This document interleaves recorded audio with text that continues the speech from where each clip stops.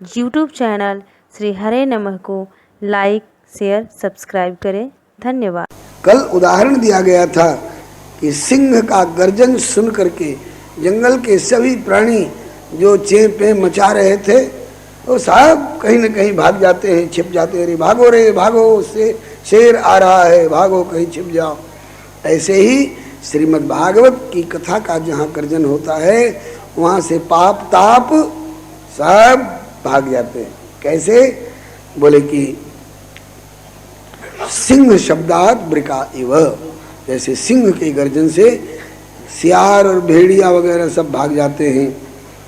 ज्ञान वैराग्य संयुक्ता भक्ति प्रेम रसावहा प्रतिगेहम प्रतिजन्म तक क्रीड़ाम करिष्यति। नारद जी, आप एक बार श्रीमद् भागवत की कथा कराओ, आयोजन करो, उससे ज्ञान वैराग्य से युक्त भक्ति प्रेम पूर्वक नाचती हुई आकर के दर्शन देंगी और प्रतिगेहम प्रतिजनम ततः क्रीड़ाम करिष्यति। घर घर में और जन जन में भक्ति फैल जाएगी और घर घर में सुख शांति होगी। ये नारद बाबा से सनकादिक कुमारों ने बताया। अब इस पर कल बताया गया था कि नारद जी ने कई प्रश्न किए हैं।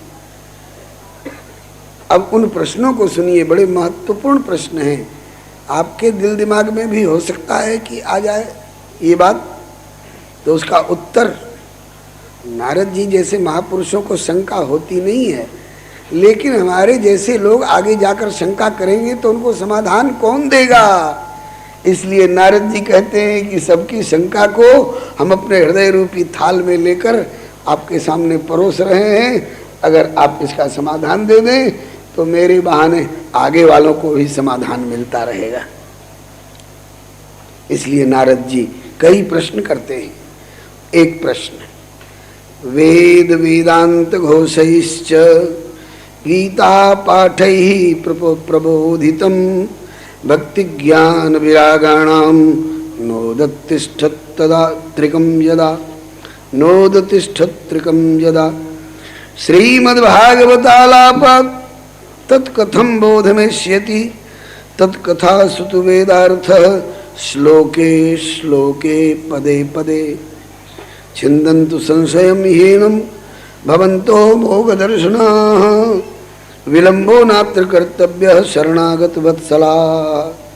हे श्री शरणागत वत्सल, शरण में आए हुए को प्यार देने वाले, कैसा प्यार? जैसा प्यार माता पिता बच्चों को देते हैं, जैसा प्यार गैया अपने बछरुआ को देती है, ऐसे शरण में आए हुए को प्यार देने वाले हैं शरणागत वत्सल। अब देरी मत करिए, मेरे एक शंका का समाधान करके और फिर भागवत की कथा शुरू कर दीजिए। कौन सी शंका है, कौन सी जिज्ञासा है? कहा कि भगवान, मैंने सुना है कि वेद और वेदांत उपनिषद इत्यादि से ही निकली हुई कथा है भागवत। भागवत इन्हीं में से निकली हुई कथा है। वेदोपनिषदाम सारात जाता भागवती कथा। श्री सनकादिक जी भी आगे के श्लोक में इसको स्वीकार करते हैं कि वेद उपनिषद और वेदांत वगैरह से ही सार रूप में यह कथा निकली है, यह सत्य है। तो नारद जी कहते हैं कि यही तो मैं जिज्ञासा कर रहा हूँ कि मैं वेद का प्रयोग कर चुका हूँ, वेदांत का प्रयोग कर चुका हूँ, उपनिषदों का प्रयोग कर चुका हूँ, और उनसे जब काम नहीं हुआ तो उन्हीं में से निकली हुई भागवत की कथा कैसे काम कर देगी, इससे कैसे काम बन जाएगा। तो तीन उदाहरण दे करके सनकादिक जी समझाते हैं कि वेद का प्रयोग करने से भले नहीं लाभ हुआ, वेदांत का प्रयोग करने से भले लाभ नहीं हुआ, उपनिषदों का प्रयोग करने से भले लाभ नहीं हुआ, लेकिन भागवत की कथा का प्रयोग करने से लाभ होगा। भले भागवत इन्हीं में से निकली है, भले भागवत इन्हीं का सार है। तो बोले कि महाराज, मैं समझना चाहता हूं कि जब मूल से काम नहीं चला तो उसमें से निकले हुए इस थोड़े से संग्रह से कैसे काम चल जाएगा। तो इस पर 3 उदाहरण देते हैं श्री सनकादिक जी।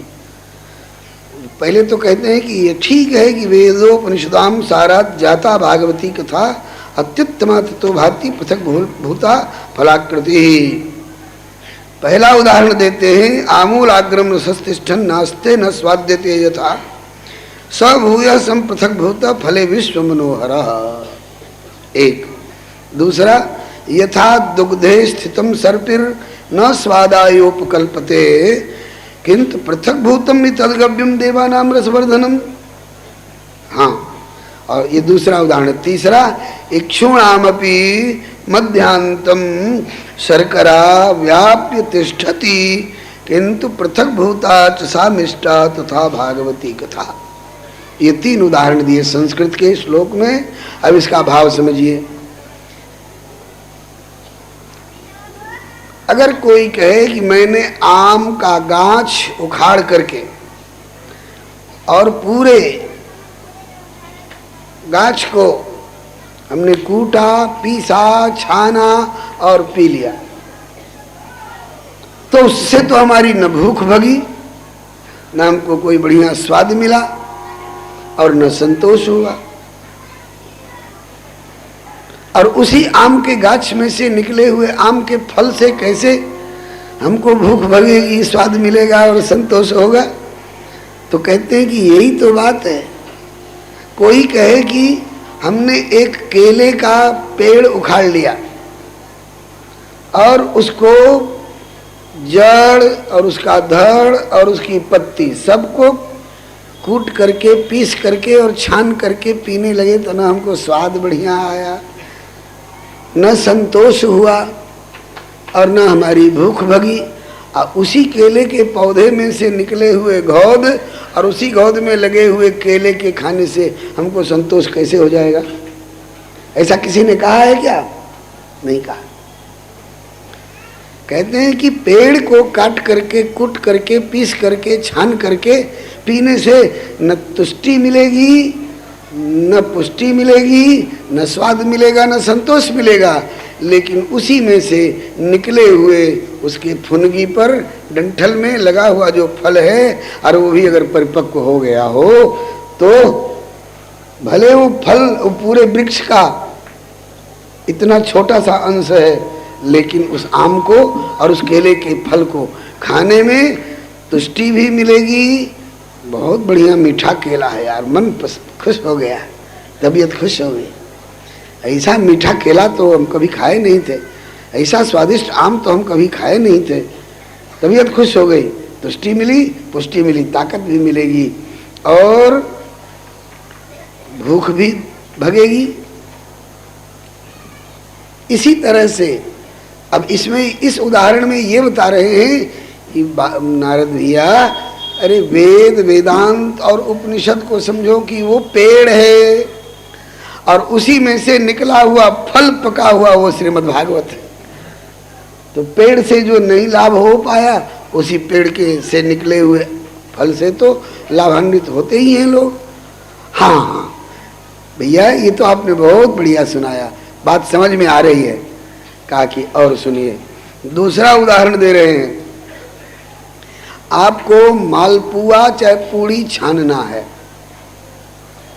आप सोचिए कि दूध से दही बनता है और दही को मथने से उसमें से घी निकलता है, और घी में हम मालपुआ भी छान लेते हैं और पूड़ी भी छान लेते हैं। तो कौन इतना झंझट करे कि दूध को गर्म करो और फिर थोड़ा ठंडाओ और फिर उसमें जामन जोरन दो और फिर दही।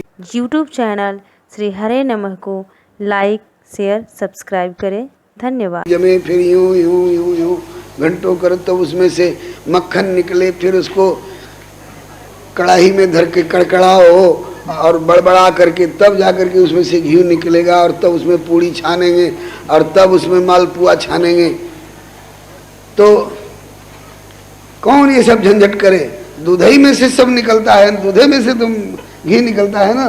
तो एक काम करो, कढ़ाई में देखो चूल्हा पर कढ़ाई रखो, कढ़ाई में दूध डालो, नीचे से आंच लगाओ, और जब खूब खौलने लग जाए ये दूध तो उसी में पूड़ी बेल बेल के डालते जाओ। कोई निकाल लेगा पूड़ी है? मालपुआ निकाल लेगा कोई? मालपुआ का घोरा हुआ लोर उसमें डाले दूध में, कहे कि हम मालपुआ छान रहे हैं दूध में, तो मालपुआ निकलेगा कि लपसी बन जाएगा? बोलिए भक्तवत्सल भगवान की जय। लेकिन अच्छा मान लीजिए ये तो मालपुआ और पूड़ी छानने की बात है, दूध से नहीं छाना जा सकता है, भले उसी दूध में से निकला हुआ घी है उससे छन जाएगा। इसी तरह से इस उदाहरण में श्री सनकादिक जी ने समझाया नारद जी को कि नारद भैया, अरे वेद वेदांत और उपनिषद ये दूध है समझ लो, और उसी में से निकला हुआ सार सार घी ये श्रीमद् भागवत है। तो दूध से जो काम नहीं हुआ वो घी से हो गया ना।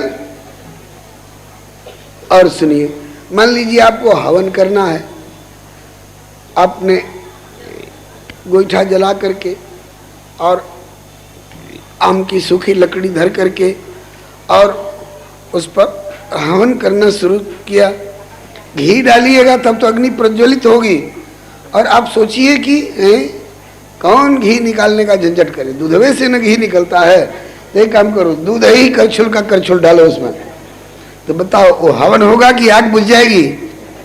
आग बुझ जाएगी। इसी तरह से भैया आप यूँ समझो कि वेद से वेदांत से उपनिषद से जो काम नहीं हुआ उसी वेद वेदांत उपनिषद के सारभूत ये श्रीमद् भागवत से जरूर भक्ति ज्ञान वैराग्य को तुष्टि पुष्टि मिलेगी, उनकी प्रतिष्ठा होगी, जगत का कल्याण होगा। आप करके देखो। ये दूसरा उदाहरण मन में बैठ रही है बात ना आप लोगों को। एक तीसरा उदाहरण और सुन लीजिए। आपने दूध को फाड़ के छेना बना लिया है, दूध को फाड़ के आपने छेना बना लिया, और छेना को गोल गोल करके आपने उसका गुल्ला बना लिया, और उसको आप सोचे कि भाई गोल गोल गुल्ला तो बन गया, लेकिन इसमें मिठास कहाँ से आएगी?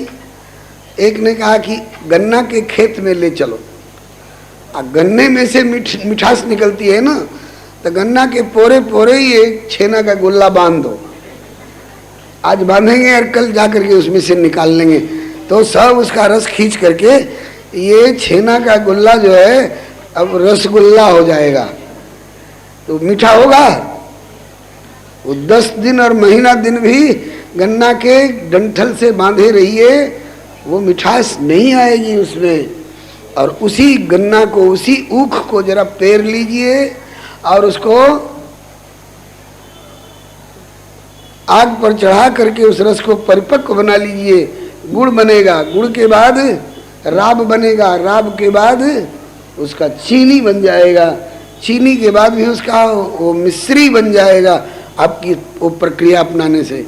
और फिर उसके बाद अगर आप छेना के गुल्ला को मिश्री के साथ रख दीजिए, चीनी के साथ रख दीजिए, तो भला बताइए वो रसगुल्ला हो जाएगा कि नहीं हो जाएगा?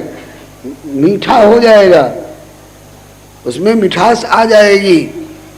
तो इसमें ये उदाहरण दे करके और नारद बाबा को सनकादिक जी समझा रहे हैं कि ऐसे ही गन्ना के डंठल से जो काम नहीं हुआ, उसी गन्ना के डंठल से निकले हुए रस से बनी हुई मिश्री के द्वारा, चीनी के द्वारा वो मिठास संचरित हो जाती है। तो इस उदाहरण में ये समझाने का प्रयास किया कि वेद वेदांत उपनिषद ये गन्ना का डंठल है, और श्रीमद् भागवत उसी में से पेर करके और पका करके और छान करके निकाला हुआ जो मिश्री है वही सार भाग है।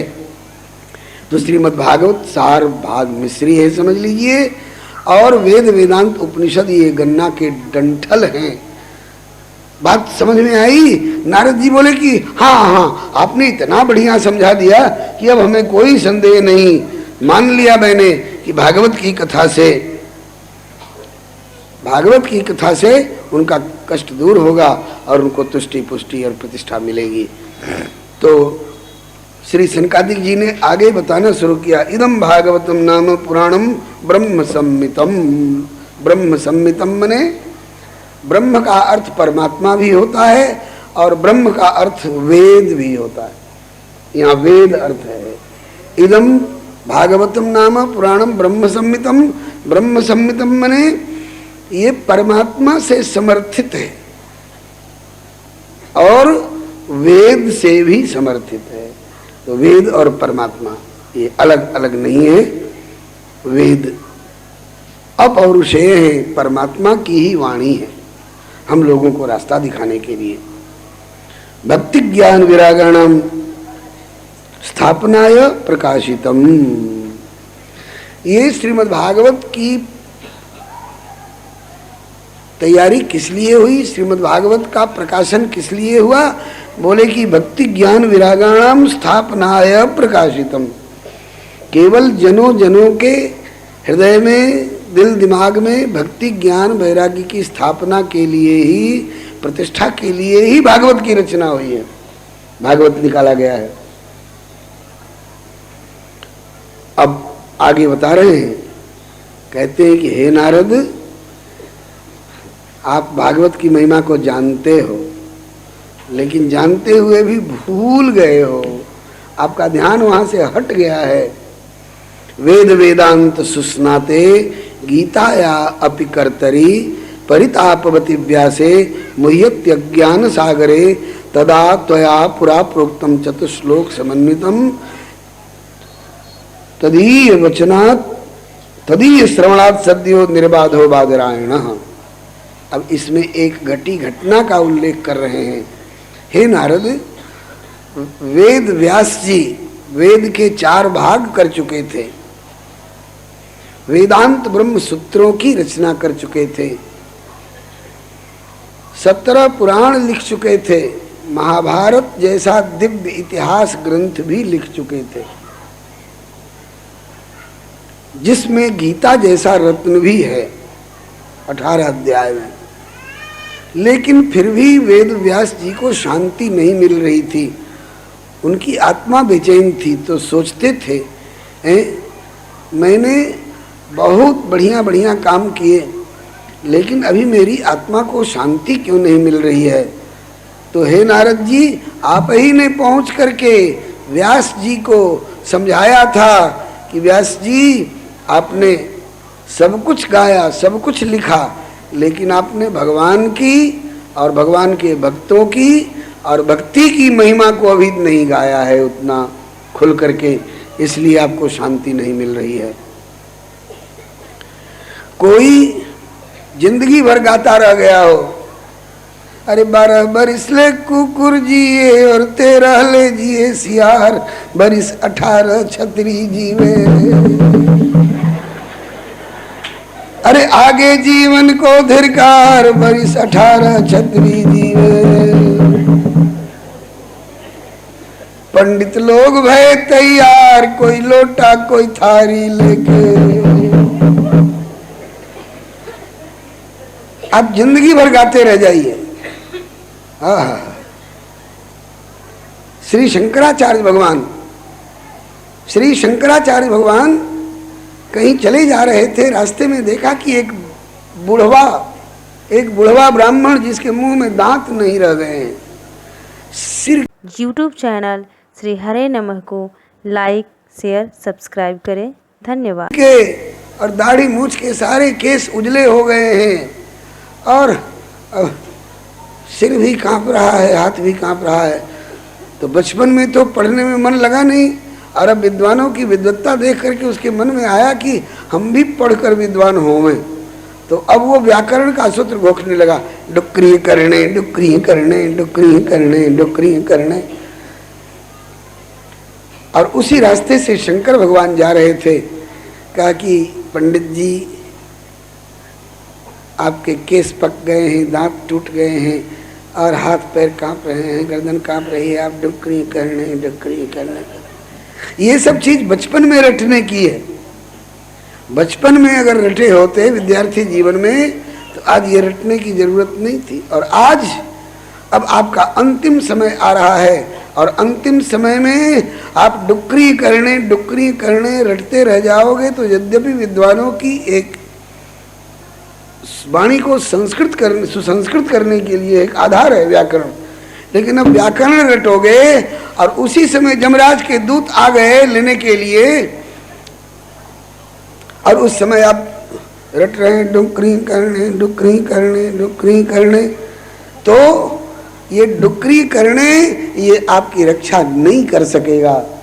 प्राप्ते सन्निहिते मरणे नहीं रक्षति डुक्री करने, भगवान शंकराचार्य जी के वाक्य में।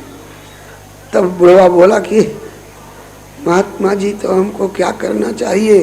बोले कि भज गोविंदम गोविंदम भज मूढ़मते, भज गोविंदम गोविंदम भज मूढ़मते, भज गोविंदम गोविंदम भज मूढ़मते, भज गोविंदम गोविंदम भज मूढ़मते। गोविंद का भजन करो।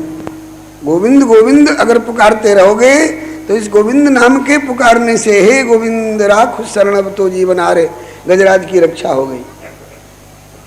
और अंतिम समय में जबकि गोविंद का भजन करना चाहिए, अब तुमको व्याकरण का सूत्र रटना पसंद आया है, धोखा खा जाओगे पंडित।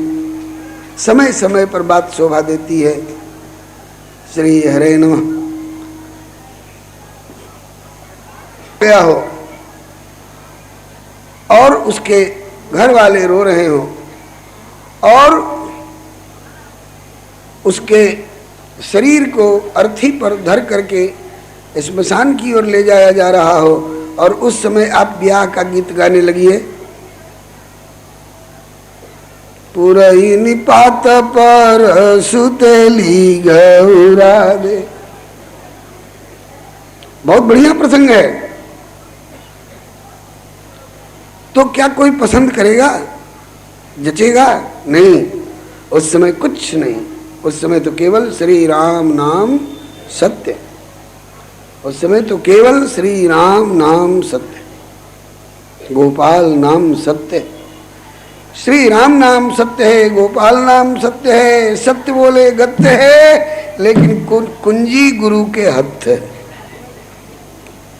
आज श्री सनकादिक जी नारद जी को समझा रहे हैं कि वेद व्यास जी इतनी लिखा पढ़ी करने के बाद भी व्यामोह में पड़े हुए थे। आप ही ने पहुंच करके भागवत की महिमा सुनाई और कहा कि आप भागवत का यश गान करिए, जिसमें भगवान की कीर्ति, भगवान के भक्तों की कीर्ति और भक्ति की महिमा का गान किया गया है। उस भागवत का गान करो व्यास जी, तब आपको शांति मिलेगी। वही भज गोविंदम भज गोविंदम। तब श्री वेद व्यास भगवान ने आप ही के मुख से, हे नारद जी, आप ही के मुख से भागवत सुन करके और भागवत का गान करके और उनको परम शांति मिली।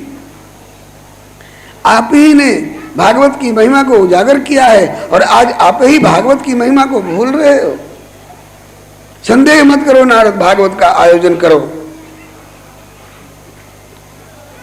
तत्र ते विस्मय केन, यथा प्रश्न करो भगवान।